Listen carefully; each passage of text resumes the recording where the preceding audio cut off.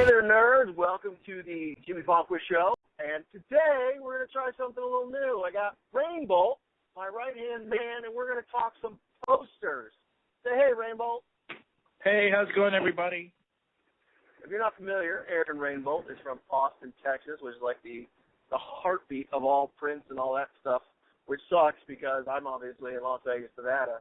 So in one hand, we have a cool perspective in that he's right there. He gets to do everything, see everything, be a part of it. And then on the other hand, I'm way on the outskirts and get to see him have all this fun, like a lot of you guys do. So that's why we're talking to Rainbolt today. So I don't know how much I can contribute. Well, this should be a real quick show then. I mean, I can tell you about all the cool stuff that I've been seeing come down the pipe and stuff like that, but. Well, that's what I figured this, like we talked about, is just a new segment. We're going to talk a little prints and stuff like that, what's going on in the industry and what's cool. Like, one of the big things we're going to talk about today is a bunch of artists are having Black Friday sales, Cyber Monday sales, all that stuff. Have you heard of any of those? I've been seeing a lot of posts on Facebook, and then I've seen a few on Espresso Beans. If nobody's familiar with Espresso Beans, it's a website that kind of focuses on prints, movie prints, art prints, stuff like that. But I've been seeing a lot on both, and I'm noticing kind of a trend. Everybody's kind of doing like pre-sales prior, but I think there's a lot to be bought out there on Black Friday. For sure. Plus our awesome Black Friday giveaway. See, I forgot all the words in it right now, but it's the super happy, terrific, massive, fantastic, awesome, something. I don't remember. But yes. Super kick-ass, something like that. Definitely. And it's 100% free. So please. That's right. On giveaways, I just received a couple of mystery prints from James Reams Davis, and I got an email from a couple other people confirming some great stuff, and we should be able to update our little internal list here pretty soon, which we will keep secret. And that's what's fun is we started this last year, Rainbolt's idea. Have just this huge blowout. Thank you to the fans and giveaway posters, comic books, toys, T-shirts, anything we had. And it was funny because we just started. Oh yeah, cool, whatever. And then people were jumping on board, wanting to be a part of it. It's like, oh, this is huge. So last year, Rainbolt and I, starting at 8 in the morning your time, 6 in the morning my time, spent 12 hours just doing a giveaway. I think it was once an hour, and it was exhausting. My family hated me. Every time they wanted to do something or go somewhere, I was like, I can't. I got to post something real quick. I got to look up an email address. I got to do this. I got to do that.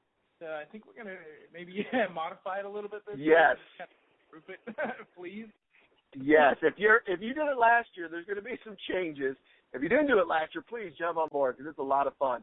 But essentially, we're going to have one time to give away everything, but we're going to give away 10, 20, it depends on what we come with, prizes. So there's going to be a lot to give away, but it's not going to be through the day. It's going to be enter once, tons of giveaways. Makes it a little easier on the old guys who are handling it. Yeah, last time, I mean, it was like you said, it was pretty exhausting. But, I mean, we just barreled through it, and it made a lot of people happy, I'll tell you that much. For sure. It was a lot of fun, and I can't wait to do it again this year. But I've been getting emails and private messages on Facebook. I don't know if you have, but a lot of people are asking if we were going to do it, and I just didn't know. We didn't say it was okay until we recently posted the photo. Yeah. But I think the biggest question I had was, even from the artists and the contributors of actual prizes, their big question is, hey, can I join in? I'm like, hell yeah. Yeah. Yeah, it's very cool to basically be a part of that and to see the excitement from that end. It's very cool. Yeah. Yeah, and then I think changing it up a little bit this time around, not just focusing on posters and prints. I think going with different other giveaways like toys and T-shirts and other little prize packages. And also, that's another thing we wanted to talk about. We were going to package things up and group things instead of just doing individuals. Yes. Is that something we can talk about? Yeah, we sure can. We sure can. Redacted. We're gonna have. I don't want to give too much away, but some of the bigger names, like you've talked about, we're gonna have one poster that's cool. We're gonna have some Giclée packages that we're gonna put together, and then I'm actually on my way to Brandon's house right now to check out what toys we have left over in inventory, so we can put some packages together for that, as well as throughout the year we get comic books and books as well as DVDs from all the publishers to review. And, truth be told, we can't keep those. They're just everywhere. We don't have storage. So instead of holding them or throw them away or something, we'd rather give the top quality sets to our fans. Now, obviously not every book is a gem, so we're not going to give those away. But the better ones, the ones that we think people would like, we're going to give those away. So that's where I'm off to right now, to check in with Brandon and see what we've got. Cool.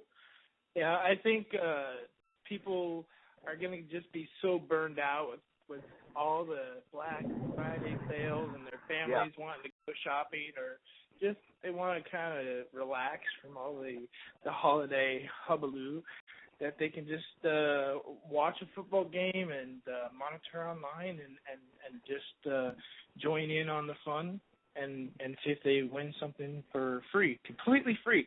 I don't think. No.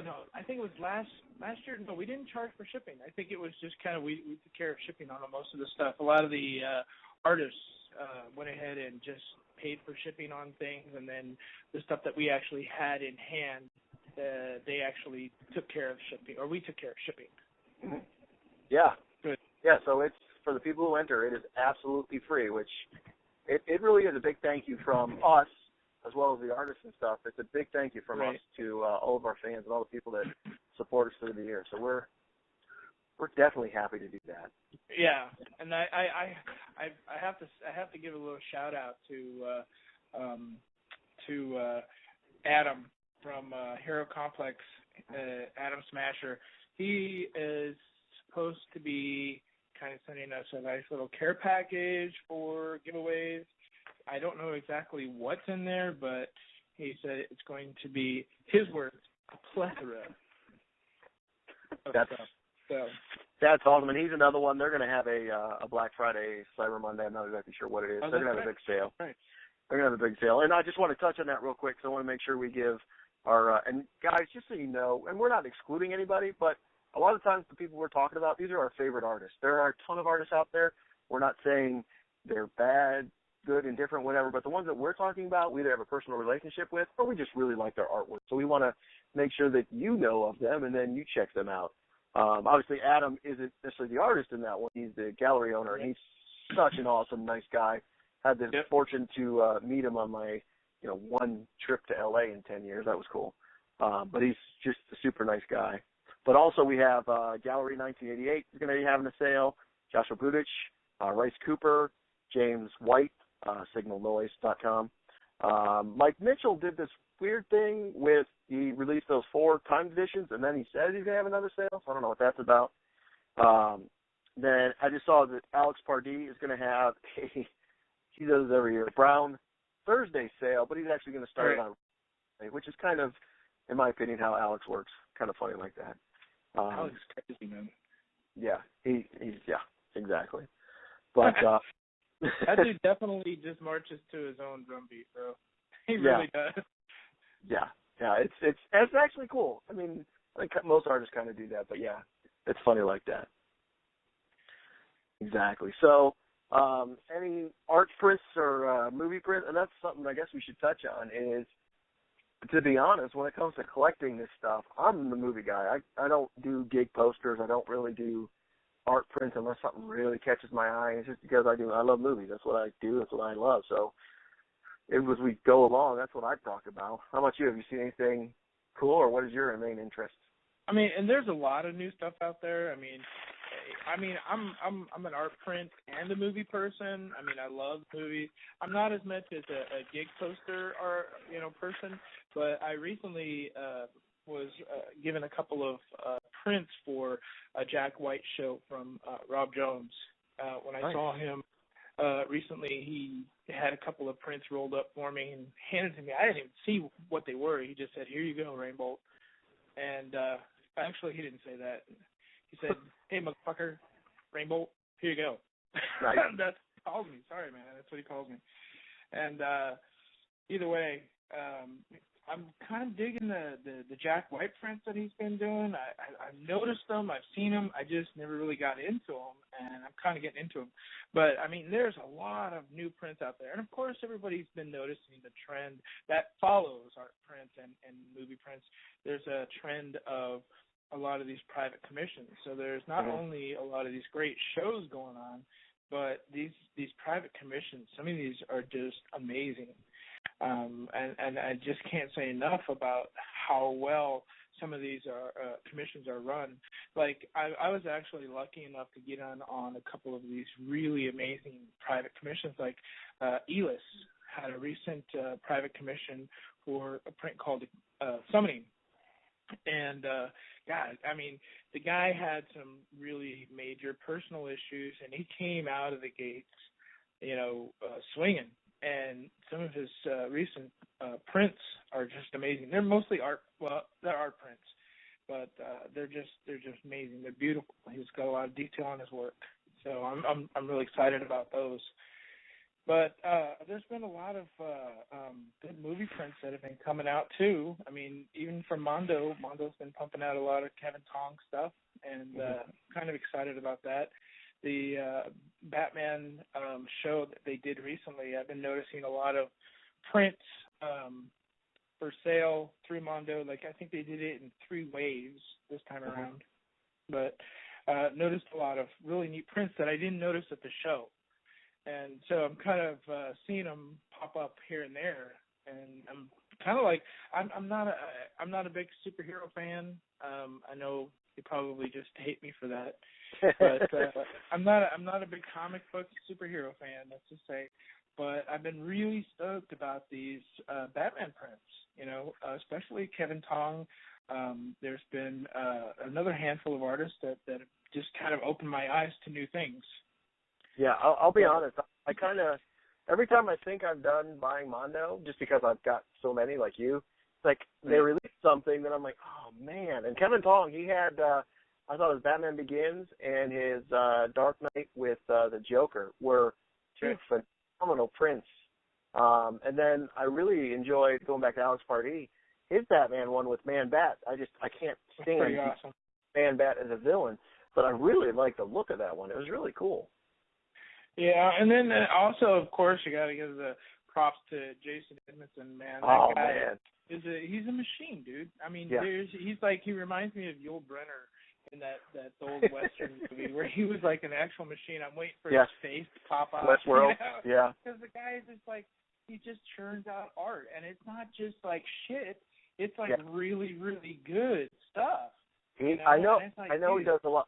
I know he does a lot of G-Clays, but when those, I don't know how they do it, but when those are transferred to prints, to screen prints, oh my God, the things that he can do, it's amazing. Just amazing. Yeah. It takes a lot for me not to buy one of his things. I mean, I really want a lot of his prints, and especially this Batman show. I mean, dude, I'm not saying I didn't like The Dark Knight, and I loved it, but when I saw the Jason Edmondson, the Watch the World Burn print that he did for the Joker, dude, it was just insane. It was probably the one print that I really wanted besides Bubba Hotep. Yeah, it was gorgeous, and I love his treatment of the Batman, the 1960s Batman. Right. What he did there with the was it the Riddler, the Joker, Catwoman, Batgirl? It was like, oh my God! I mean, this wasn't just at the show; just over time he's done those, and it's like, man, well, those are gorgeous. Yeah, he has a way of just taking an image and just creating just. I mean, it's almost lifelike, but you can tell it's a caricature, but the way he does it is just amazing. I mean, the one I really enjoyed was his. He did one called The Immortal, which is from the movie Big Trouble in Little China. It was God, what was his name? It was David something. David Lopan. Lopan, yeah. Oh, yeah. And when dude, that print, man, that's another one that I wanted, and I just have to fight myself not to buy it because I have so many, and I actually don't have much room left. No, it's embarrassing. I know you and I have talked about this a lot. It's embarrassing. Just been in the hobby for so long that you just have so many prints. It's like, you don't want to keep them in a flat file because that's just not fair. You want them on the wall, and you don't have any space. But what do you do? Seriously. You can't buy everything. I'm spending more money on print or on framing now recently, which is good because at least I'm getting things up on the walls. But now I'm running out of space. I just moved into this house. Time to move. Got to get a bigger house. I need to move to a bigger house. Yeah. But there's a lot of neat stuff coming out. There's a lot of these artists that they don't get as much credit as the Mondo stable regular artist, and I'm amazed at some of the stuff that they're doing. And granted, some of the people that have been into gig posters for years know all these artist names because now they're kind of moving over from gig posters to movie posters or art prints, and I'm just noticing them. They're just popping up on my radar. But, to me, seeing, somebody like Eric Jones or even like David Welker, who's been around for some time, to me, those artists are popping up on my radar, and I like it. I like them a lot. Yeah, and sort of that same end, European artists. Laurent Duro, it cracks me up how he's insane. I mean, his popularity has literally skyrocketed, but he's been around for a long time. He just wasn't over here. Dude, have you noticed the prices on, like, his Jaws print? I want to confess something here. I had the opportunity to get Jaws off of Mondo, same time as the Mike Mitchell E.T., I was kind of leaning towards the Mike Mitchell ET, and I was like, no, I don't really want either of these. It's cool. Now, man, I wish I was the flipper of all flippers, because I would have been like, yeah, I'll get that. Okay, cool. Yeah. Funny. Holy cow, I can't believe that. Yeah, even at a run of 525 or something like that. Thing, I mean, I think one sold recently for like a little bit over $1,600, which is insane. I mean, that's crazy for a print, period. But for a print that's like just barely a year old. I believe it was released in like February or January of 2013. Yeah. So it's probably a little less than 2 years old. But you don't see these kind of prices until you get a print that's like a small run, something that's a lot older, something that has the availability of it. People are holding on to these things, just wait for them to increase in value. But the Jaws print. And there's another example. What was it? Ken Taylor's Halloween. I mean, that's another one that's just insane. I can't believe.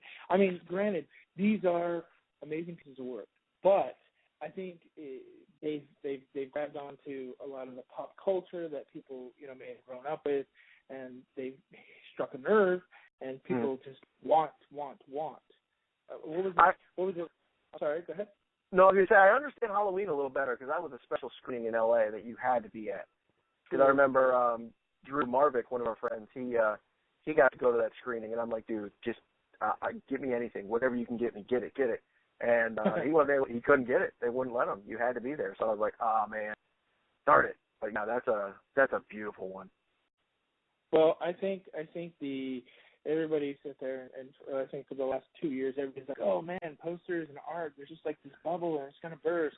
Well, tell that to the guy that sold his RoboCop, Tyler Starr RoboCop metal on eBay and garnered $4,000 for it. Something that originally cost, I think it was like $250 for the print, sold for $4,000. Dude, that's a decent car, for a teenage kid, Some guy that made a trade and picked up a RoboCop metal. I mean, the guy just walked away with a ton of cash, Well, that's one of my, I guess, claim to fame, or one of the things that is harder and harder for me to convince my wife to keep, is I have the original Ollie Moss Star Wars set.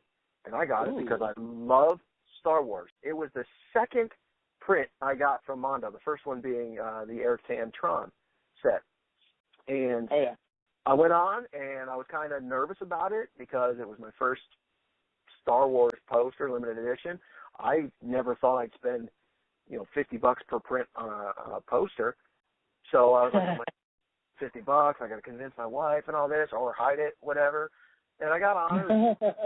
It wasn't like it is now at all. It was pretty easy to get, and got it in. It was gorgeous, beautiful. And then, not even a year later, it was like 6 months later, I don't know, but it just started blowing up in price. I was like, holy crap, this is crazy. I don't know what this is about. And to this day, they're hanging up in my family room, and I try not to tell my wife how much they're worth because she have no problem selling them. She'll be like, sell them, Jimmy, sell them. Me, on the other hand, I'd be in the corner crying. I know. It's just paper, Jimmy. It's just paper. It's beautiful paper. Beautiful. I'm telling you, man. Paper and ink, man. Paper chasers.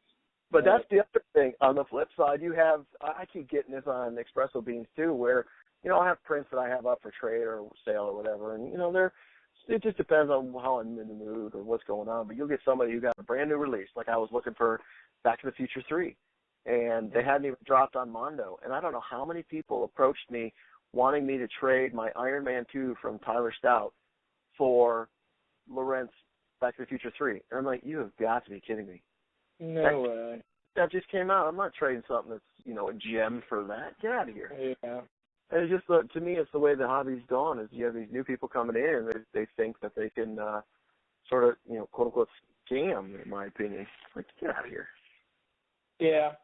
I mean, there's always going to be the people that have been in it for the last, well, I have to say, our prints and the movie prints have really kind of blown up in the last 5 years, but I've been since in it. I started, I think it was the end of 2009 is when I started getting into it, and I was lucky enough to be able to live in the city where Mondo was based. But when I first started collecting, I used to go into Mondo and open up the flat file, and I would literally see stacks and stacks of prints. Yeah. I mean, those Stout Iron Man medals were sitting in a drawer. Yeah. Iron 2 medals, and just, some of the weirdest things. I mean, God, I remember seeing, I think it was Ollie Moss's Evil Dead print. And that's like funny. 2 or 3 of them, and they had it was in their scratch and dent area, and I'm like, nah, I got an Evil Dead print. I don't need these things, And I remember people would come from out of different parts of Texas, and they'd come out and they'd check out Mondo, and they would go through the flat files, and I started realizing that these people are coming out here for a reason. These things must be really cool. Mm-hmm. So I would kind of, every time I went to the movies, I would actually go into the Mondo store, and I got to know the actual employees of Mondo. Back in the day, when Mondo had a handful of originals, like Lisa and a couple other people who ran Mondo before what's his name took over. You know what I'm talking about? Justin? Yeah, Justin. Before Justin took over. And, I mean, they just didn't care about the prints because, they knew eventually somebody would end up buying them or what have you. But I think as the popularity grew, they started really kind of, realizing, hey, these things have some value to people, and they started taking care of them a little better because I'm not joking. I sat there one day and I slipped out of a movie because I wanted to pick up a print from Mondo, and I wanted to squirrel it away in my car so my girlfriend wouldn't see because she knew I was spending money that I shouldn't be spending. And I know everybody out there has done that before. That deals with posters or toys or T-shirts or something nerdy that you're not supposed to be buying. But I snuck out of the movie, and I watched the employees of Mondo numbering prints because the artist had forgotten to number them. So I was watching them number the prints, and they were just treating them like they were just like stacks of old newspapers. And I didn't say anything because at the time I didn't really, a little ding or a dong was not that big of a deal, and I didn't realize that there was, a lot of monetary value to certain prints. But I just sat there and watched them just treat these prints as if they were just old stacks of newspapers. Sure. And now we got people that are sitting there with white cotton gloves, getting all rolled up and ready for sale or ready for yeah. So, crisp minty corners. The mindset has changed. Everybody's really, they want a pristine print. They don't want any dings or dongs, and if they do, they don't want to pay the price for it. But my favorite is the one that has, like, paint or smudge on the back that doesn't even have anything to do with the art. It's like, these are screen prints, folks. Come on. Are you kidding me? Yeah. Those crack me up. It's changed, and we as consumers, we have to change with it. You know what I mean? So. Oh, yeah. Yeah, definitely. Definitely, There's sir. a lot of good stuff that we're going to be giving away this time around here for the Black Friday giveaway, and I'm really, really excited about it. I actually am going to be giving away something from my personal collection. I won't tell anybody what it is. Oh, that's news to me. Nice. Yeah. I didn't put it on our secret list of stuff yet, but I was going through some of my stuff yesterday, and I just thought, I'm holding on to something that I know that somebody wants, and instead of trying to put it up for sale, I'm just going to give it away. So wow, dude, you've inspired me. I think I'm going to have to resign from Nerd Locker so I can answer this. So I can answer this giveaway. Yeah. I'm going to enter the giveaway. That's all. No, I'm not going through my flat file. Nobody's getting nothing. Go through your flat file. No, for the cover, I can't. It's valuable paper. Yeah.